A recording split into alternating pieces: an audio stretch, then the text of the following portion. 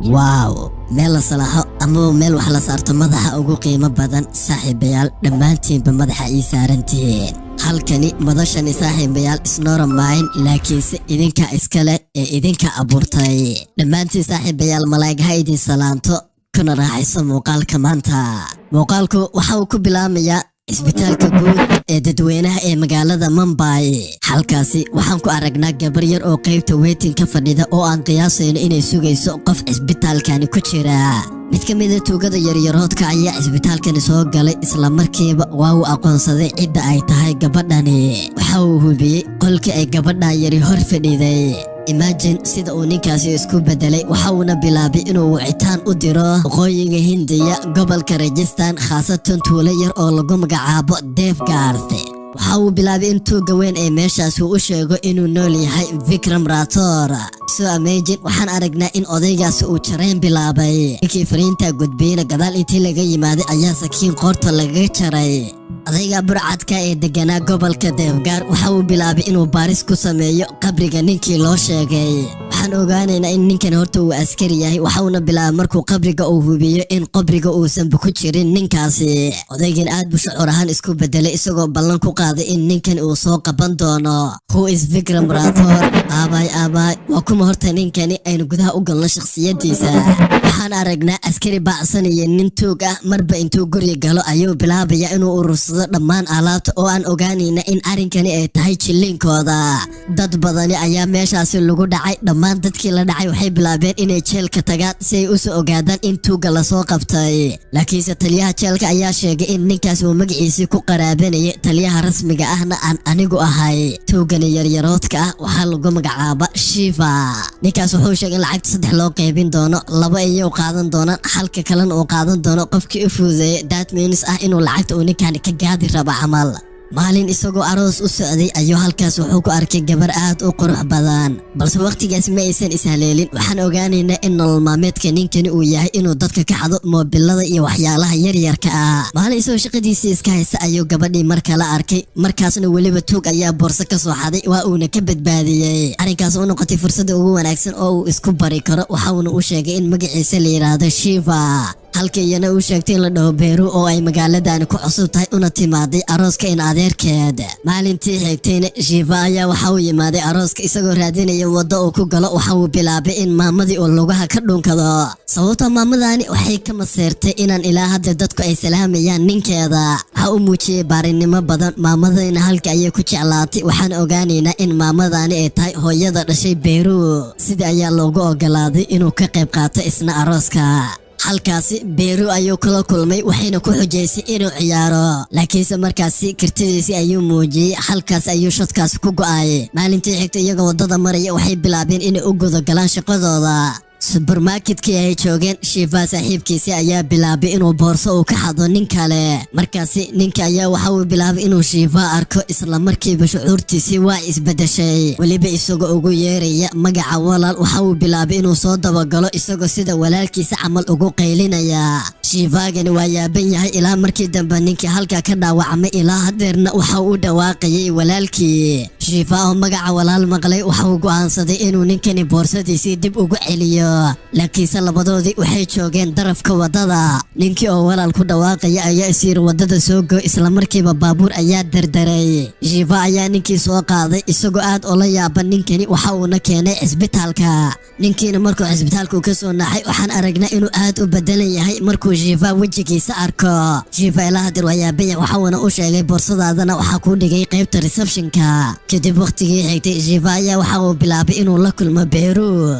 waxa uu u sheegay inuu tuug yaryarooda uu yahay uu rabo inuu shaqadaani iska dhaafo aynu dib ugu laabano tuuladii muuqaalkan ku aragnay ee Devgarh tuug weyn oo buuraha ku nool oo lagu magacaabo Badla ayaa waxaa loogu dhawaaqay in Vikram Rathor uu nool yahay tuugani laftirkiisa waxaan aragnaa in ciil iyo carab badani ay ka muuqato una qaban ninkaasi waxa uuna amar ku baxshay sida ninkaasi lagu soo qaban lahaa aynu aadno dhinaca Shiva waxay go'aansadeen inay iska dhaafaan tuuganimada laakiinse markaasi ayay arkeen lacagtii oo lagu leh sababtoo ah tareenka waxa ka soo degday marwo wadata sanduuq aad u culus arrinka xitaa labadaan soo jeedatay waxay ahayd marwadaasi nimankii sanduuqa u waday waxay siisay lacag aad u tiro badan labadaani qorshahoodii ayay dib u bilaabeen waxayna bilaabeen in sanduuqii ay dib u soo dhigtaan xaruntooda iyagoo u maleeyay inay maanta ay taajireen mid kasta waxa uu midka kale uu ku dooday inay lacagtu ay u kala qaybsanayaan 3 qaybood balse ninkii kale ayaa maanta u sheegay in lacagta 2 qaybood loo qaybsanayo intii ay murmayeen sarkaal bileys ah ayaa goobta yimid sarkaalkani waxa uu ku eedeeyay in labadeen aad tuugateen sanduuqaadna aad soo xadeen waa in marka hore la hubiyaa iyagoo aad uga argagaxsan oo aysan xitaa garanayn waxa gudihiisa ku jira markii la furo gabar yar ayaa loogu tagay sanduuqa sarkaalku waxa uu maleeyay in gabadhan yar ay soo afduubteen ayna rabaan inay gadaan balse gabadhii yar ayaa bilowday inay Shiva ku dhagdo iyadoo waliba ku hadaaqaysa magaca aabe arikaasi Shiva ayay ka yaabisay markaa Shivana waxa uu iska dhigay inuu gabadhu dhalay sarkaalkii ayaa weydiiyay halka ay dagan yihiin waxa uu markaas ku wargeliyay inuu maalin kasta u imaan doono si uu gabadhan yar uu si gooni ah ula socdo arrinka Shiva ka yaabisay ayaa ah in gabadhan yar ee ilaa hadir aab ugu yeerayso isna waa uu garan waayay mucjisada meesha ay uga timid waxa uu bilaabay in gabadhan yar iska fogeeyay waa uu soo kixeeyay oo uu baabuur xamuul ah gadaashiisa saaray isla mar ahaanta sarkaalkii bilayska ayaa sidoo kale guriga yimaaday waxa uuna weydiiyay aaba gabadha yar Shiva saaxiibkiis ayaa u sheegay in Shiva uu nanac u soo gadayo kadib wiilkii ayaa waxa uu wacay Shiva isagoo u sheegay in sarkaalkii uu dib u soo laabtay Shivana waxa uu ku qasbanaaday in gabadha yar uu soo badbaadiyo waxa uuna keenay guriga markaa sarkaalkii ayaa waxa uu bilaabay inuu uga cagajuglay in gabadhan yar maalin kasta rabo inay si gooni ah ula socdo Shiva arrinkaas aad ula yaaban isla mar ahaanta Beeru ayaa sidoo kale guriga timaaday waxa uuna bilaabay inuu gabadhu qariyo qorshe kasta oo ku qarinayo Beeruna waxay dareentay inuu wax qarqarinayo iyadoo go'aansatay in guriga ay soo baarto laakiinse markaa gabadhii yar waa ay dhuumatay isna waxa uu u sheegay inay isku raacayaan magaalada sidii ayuuna maalinkaas uga guuleystay inuu ka qariyo kadib Shiva waxa uu bilaabay inuu baaris ku sameeyo gabadhan yar alaabteeda halkaasi waxa uu ku arkay gabadhan yar iyo aabaheed waxaaba u maleysay in aabaheedii uu isaga u eg yahay arrinkaasi aad buu uga argagaxay waxa uuna bilaabay inuu baaris ku sameeyo cidda uu yahay qofkani magaalada ayay bilaabeen inay dadka ay su'aalo weydiiyaan ma garanaysa qofka uu yahay dadka oo dhamina waxay tilmaamayeen Shiva markaa kaamirada waxaa la inoogu jeedinayaa gabadha rasmiga ee aabbahaani dhalay cid kale ma ahana waa Vikram Rathore waxaan aragnaa in isna dhinaciisa uu gabadha yar ka raadinayo oo uu la dagaalamayay qoliyo burcad ah intuu dagaalkaasi ku jiray madaxa ayaa dhaawac yar ka soo gaaray cisbitaalkiina waxa uu u sheegay adiga jug yar ayaa madaxa ka soo gaartay waxaan aragnaa in Shiva uu waqti badan la qaadanayay gabadhan yar magaceeda waxaa lagu magacaabaa Chinky intii labadoodaas ay meesha joogeen waxa meesha timaaday Baaru waxayna meesha ku aragtay cunugta yar ee Chinky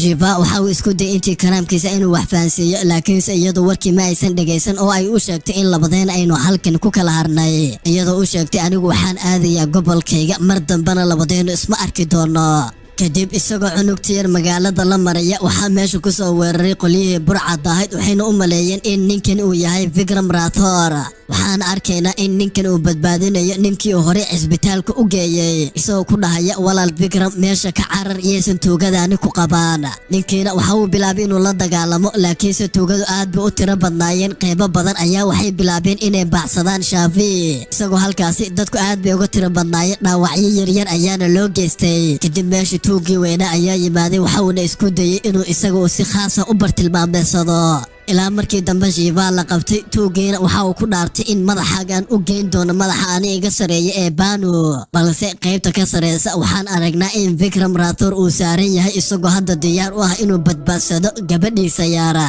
mid ka mid ah tuugadii oo raba inuu halka Chinky ku dilo waxa meesha yimaaday Vikram Rathore Vikram ayaa bilaabay in Shiva iyo gabadhiiba uu meel nabad ah uu geliyo isagii ayaana bilaabay in tuugta uu kaligii la dagaalamo Vikram maadaama ay rog ka tiro badnaayeen dhaawac badan ayaa jirkiisa loo geysay xitaa mindi ayaa laga taagay laakiinse ma uusan isdhiibin ilaa markii dambe tuugii weyna uu meesha ku dilay si uu u badbaadiyay cunugtiisa yara dhammaan cadowgii markii uu dilay isaga ayaa cisbitaalka loo qaaday isla mar ahaanta xaaladiisu ay xun tahay Shivana waxa uu dalbaday in runta oo dhammi loo sheego ninkii walaal ugu hadaaqay ayaa bilaabay inuu runta u sheego waxa uu sheegay ninkani arkaysid waa sargaal ka tirsan ciidamada bilayska waana ninka ciidamada ugu daacadsan waxa uu uga waramayaa xaalka tuulada iyo sidoo kale tuugii dadka baadi jiray waxauna u wargeliyay halkaasi bileysku wax awood ah kuma aysan lahayn tuuladaasi laakiinse dhacdo ugu naxdinta badan hadda ayaynu gudaha u geli doonaa askariyana hadda waramaya oo lagu magacaabo Yaasbaal ayaa waxa uu u tagay tuuga weyn tuugana waa ninka odayga ah waxauna halkan ugu yimaaday xaaskiisii oo muddo maalin ah ka maqan guriga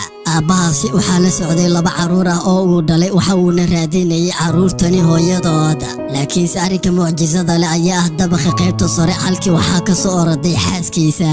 caruurta yarna waxay farta ku fiiqayeen hooyadooda laakiinse ma jirin awood uu ku soo ceshan karo xaaskiisa waxaana la inoo bidhaaminaya odaygani wiil uu dhalay inuu maalinkaasi haystay xaaskaasi ninka xaaskaasi haystay ayaa waxa uu sheegay in muddo 2 maalmood ah ay ii harsan tahay laakiinse askariga dharka bileyska ah wata ma laha awood uu marka ku soo ceshto si dabacsanaan ah ayuuna u aqbalay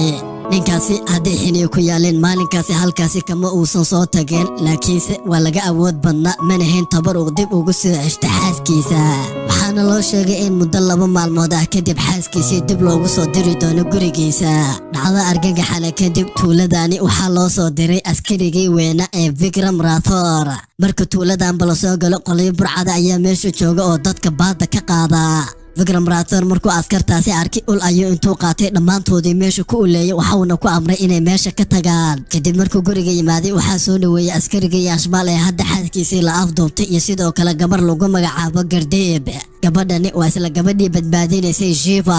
markaa taliya ayaa bilaabay in xaaskiisa sawirkii uu darbi ku dhajiyay taasoo cadeynaysa in xaaskiisa ay dhimatay askarigii sharma caruurtiisa ayaa u yimaadeen taliya ayaa weydiiyay aawa caruurtani hooyadood laakiinse caruurta ayaa wax qarin waayeen isna waxa uu rabay inuu meesha ka tago markaa sarkaalkii kama yeelin waxa uuna ku amray inuu u sheego runta oo dhami Vikram Rathore arrinkaasi aad buu uga carooday waxa uuna bilaabay inuu baabuurka soo kaxaysto oo uu yimaaday isla guriga wardiyaasha ayuu la dagaalamay ilaa markii dambe uu arkay xaaska taliyahani waxa uuna bilaabay inuu ninkii si xun u garaaco xitaa waxaa laga garaacay qaybta hoose waxa uuna bilaabay in isagoo maxbuus ah uu soo fuulo baabuurka oo uuna keeno saldhigga halkii ayaa lagu xiray isagoo aan xitaa odaygii dhalay uusan waxba ku sabayn karin laakiinse askarigaasi xeerka maxkamadda ayaa ka awood batay waxaana la bilaabay in la soo sii daayo weliba isagoo lagu eedeynayo in ninkani uu ka xanuunsan yahay dhimirka sidii ayaana dhacday odaygani waxa uu rabaa inuu ka argoosto askariga sidaanoo dhan u fadeexaystay wiilkiisa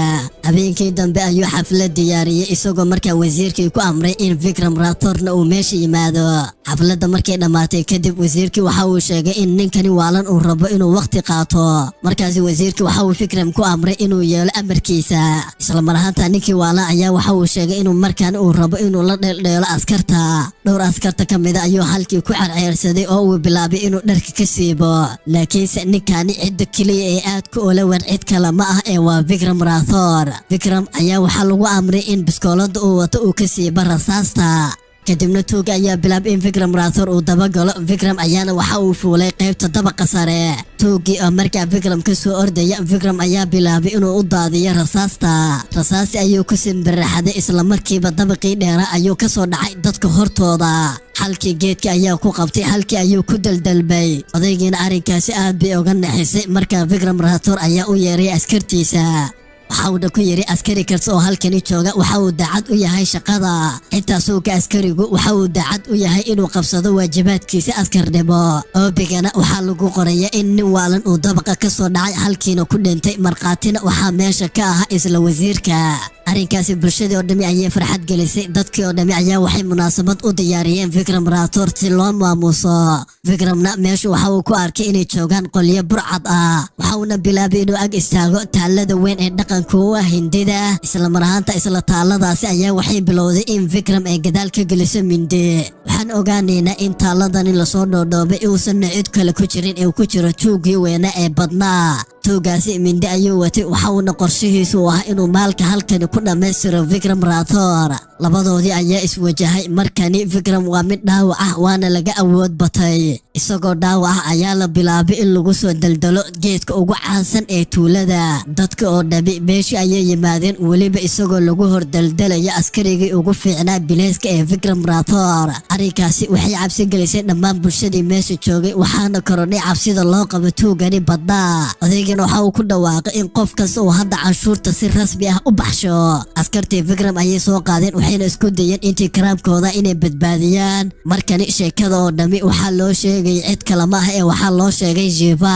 waxayna u wargeliyeen si aan ninkan u badbaadino ayaa ka yeelay qabri been abuur ah oo aan ugu talagalnay inuu ninkan u dhinto isla mar ahaanta Vikram Rathore ayaa la soo ag istaagay waxaana aragnaa inuu ku jiro saacadihiisii ugu dambeeyay Vikram waxa uu markaasi ka dalbaday Shiva inuu u badbaadiyo gabadhiisa yar una noqdo aabba rasmi ah kadibna halkii ayay naftu kaga baxday gabadhii yareyn ayaa timaaday Shiva ayaana waxa uu bilaabay inuu meedka u qariyo si gabadhan yar aan loo dareysay in aabaheedu dhinto gabadhii yar ayaa la soo baxay cajilad ay ku duuman tahay codka hooyadeed oo horay u dhimatay dadkii meesha joogay oo dhami arrinkaas aad bay uga qiiroodeen Shivana waxa uu go'aan ku gaaray inuu hadda gabadhan yar uu karsado isagoo bilaabay inuu xirto dareeskii waxa uuna hadda isku ekaysiiyey Vikram Rathore waxa uuna dib u soo logo dhigay tuuladii uu horay u yimaaday Vikram Rathore dadka oo dhami la yaab ayay ku noqotay waayo ninkani waxaa loo ogaa inuu horay u dhintay xitaa toogtii hore ayaa aad ola yaabeen halka toogii weynaa burcadaan uu dadka lacagta deynta ah ka gureeyay dadkii oo dhami hadeer waxay soo dhaweeyeen Vikram Rathore balse ninkan Vikram ma aha ee waa Shiva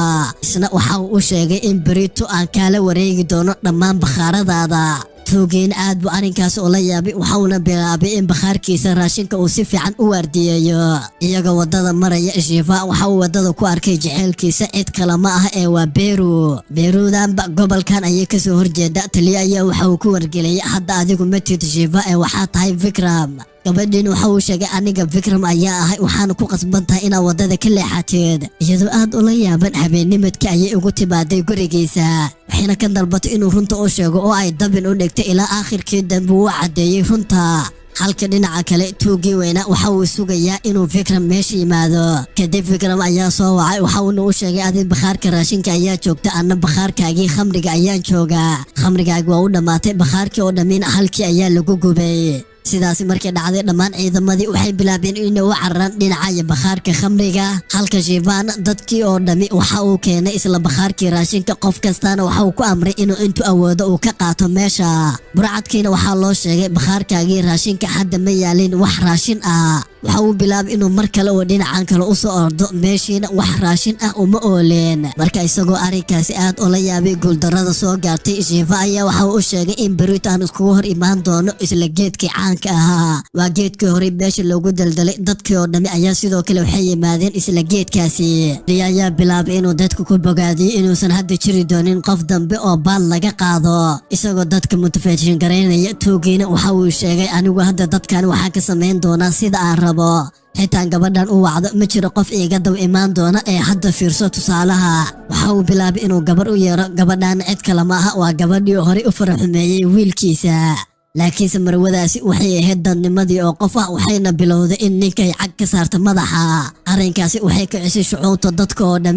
dhami ayaa lagu fasaxay inay weerar ku qaadaan ciidankani marka Shiva waxa uu fursad u helay in tuuga uu soo xiro jeelka ayaa intii la keenay bog iyo xabad loo garaacay isagoo laftu qaadaba ay jaban tahay ayaa waxaa dib loogu soo diray burcadkii weyna ee badnaa waana burcadkii hore u dilay Vikram Rathore kadib ciidamada burcadda waxay bilaabeen inay soo afduubtaan jaceelka Shiva laakiinse qoftaana iyana waa dhiirinaantii oo qofa waxayna bilowday inay gabadha yar ee sheeko cajiib ah uga sheekayso waana isla sheekadii Vikram Rathore tuugiina aad buu uga carooday isla mar ahaantaana waxaa meesha yimaaday Shivagii rasmiga ahaa si uu u badbaadiyay xaaskiisa dhammaan burcaddii ayaa shinni lagu mashquuliyay qof kastaana naftiisa ayuu la cararay halka Shivana uu bilaabay in xaaskiisa iyo gabadha yarba uu meesha kala soo baxsado hadeer waxaa si rasmi ah isku waajahaya burcadkan weeye sidoo kale Shiva oo garan la ninkan meel uu ka jilicsan yahay ayuu bilaabay in lugaha qaybta jilbaha uu ka garaaco tuugiina halkii ayuu ku jilcay tuugii oo hadda dhaqaaqi la'na waxa uu bilaabay inuu soo afduubto Shiva xaaskiisa